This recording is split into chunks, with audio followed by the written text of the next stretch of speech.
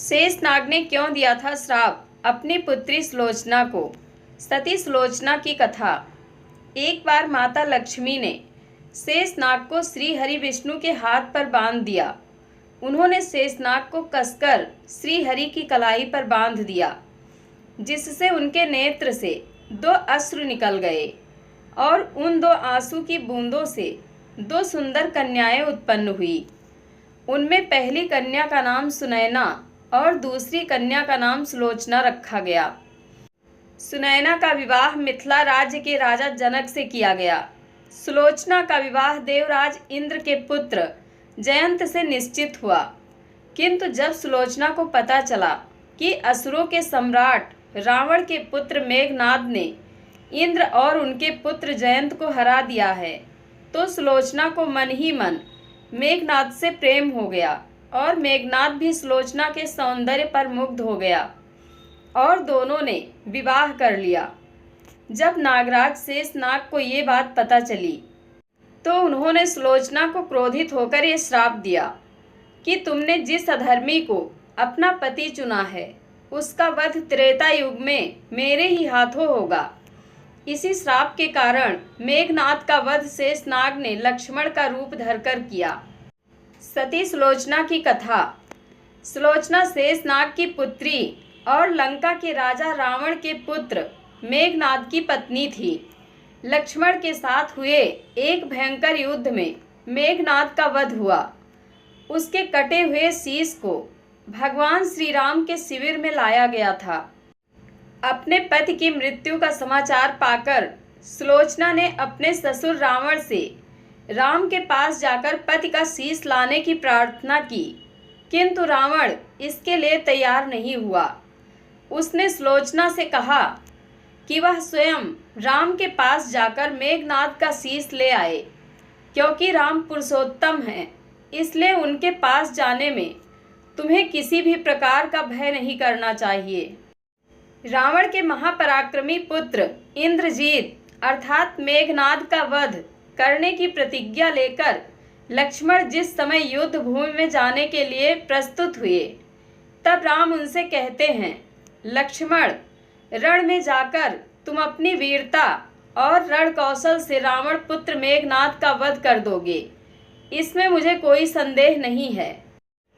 परंतु एक बात का विशेष ध्यान रखना कि मेघनाद का मस्तक भूमि पर किसी भी प्रकार न गिरे, क्योंकि मेघनाद एक नारी व्रत का पालक है और उसकी पत्नी परम पतिव्रता है। ऐसी साध्वी के पति का मस्तक अगर पृथ्वी पर गिर पड़ा तो हमारी सारी सेना का भी ध्वंस हो जाएगा और हमें युद्ध में विजय की आशा त्याग देनी पड़ेगी।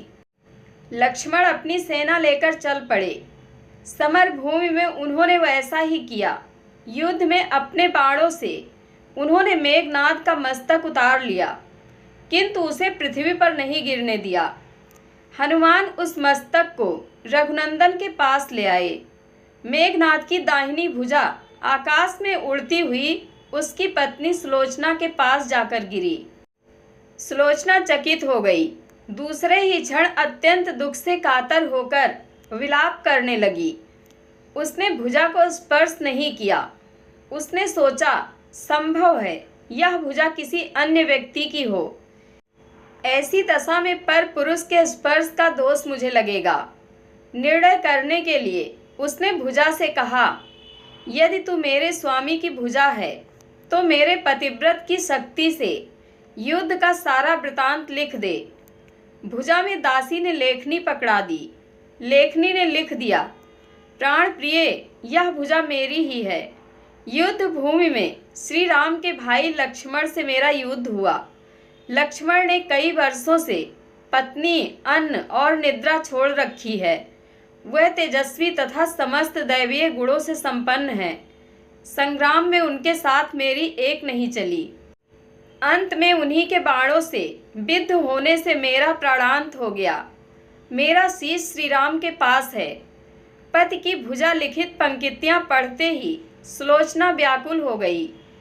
पुत्र वधू के विलाप को सुनकर लंकापति रावण ने आकर कहा, शोक ना कर पुत्री, प्रातः होते ही सहस्त्रों मस्तक मेरे बाणों से कट कट कर पृथ्वी पर लौट जाएंगे। मैं रक्त की नदियां बहा दूंगा। करुण चित्कार करती हुई सुलोचना बोली, पर इससे मेरा क्या लाभ होगा? सहस्त्रों नहीं करोड़ों शीश भी मेरे स्वामी के शीश के अभाव की पूर्ति नहीं कर सकेंगे। सुलोचना ने निश्चय किया कि मुझे अब सती हो जाना चाहिए, किंतु पति का शव तो रामदल में पड़ा हुआ था, फिर वह कैसे सती होती?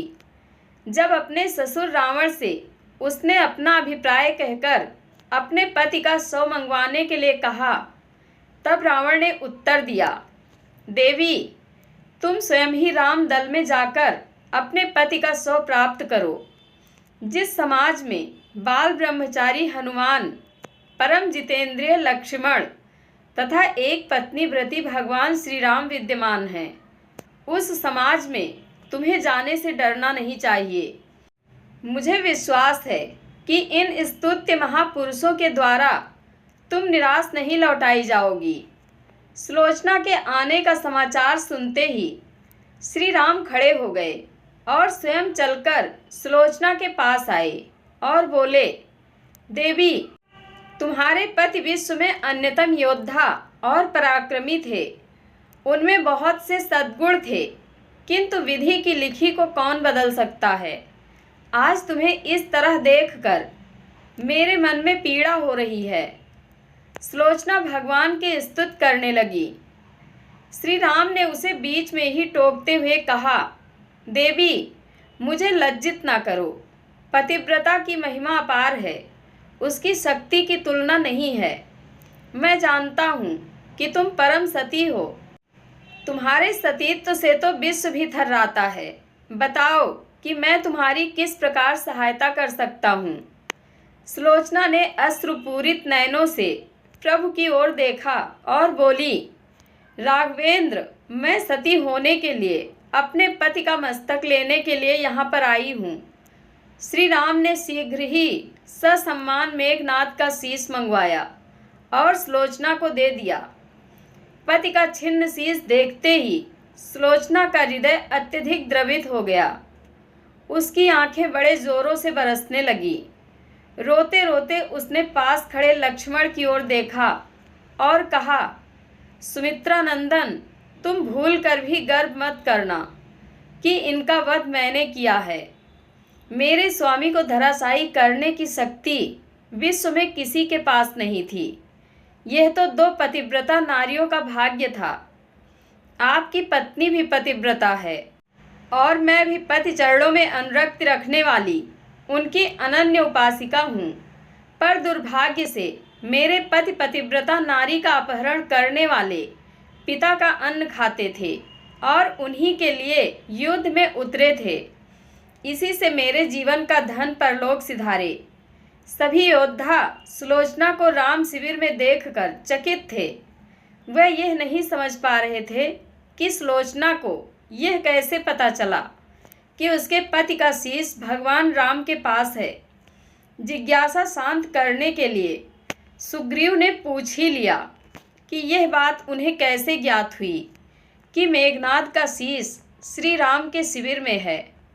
सुलोचना ने स्पष्टता से बता दिया, मेरे पति की भुजा युद्ध भूमि से उड़ती हुई मेरे पास चली गई थी। उसी ने लिखकर मुझे बता दिया। व्यंग भरे शब्दों में सुग्रीव बोल उठे, निष्प्राण भुजा यदि लिख सकती है, फिर तो यह कटा हुआ शीश भी हंस सकता है। श्री राम ने कहा, व्यर्थ की बातें मत करो मित्र। पतिव्रता के महात्म को तुम नहीं जानते। श्री राम की मुख कृति देखकर सुलोचना उनके भावों को समझ गई। उसने कहा, यदि मैं मन वचन और कर्म से पति को देवता मानती हूँ तो मेरे पति का यह निर्जीव मस्तक हंस उठे। सुलोचना की बात पूरी भी नहीं हुई थी कि कटा हुआ मस्तक जोरों से हंसने लगा। यह देखकर सभी दंग रह गए। सभी ने पतिव्रता सुलोचना को प्रणाम किया। सभी पतिव्रता की महिमा से परिचित हो गए थे। चलते समय सुलोचना ने श्री राम से प्रार्थना की, भगवान, आज मेरे पति की अंत्येष्टि क्रिया है और मैं उनकी सहचरी उनसे मिलने जा रही हूँ, अतः आज युद्ध बंद रहे। श्री राम ने सुलोचना की प्रार्थना स्वीकार कर ली। सुलोचना पति का सिर लेकर वापस लंका आ गई। लंका में समुद्र के तट पर एक चंदन की चिता तैयार की गई।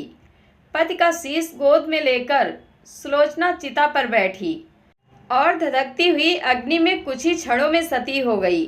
जय श्री राम। धन्यवाद।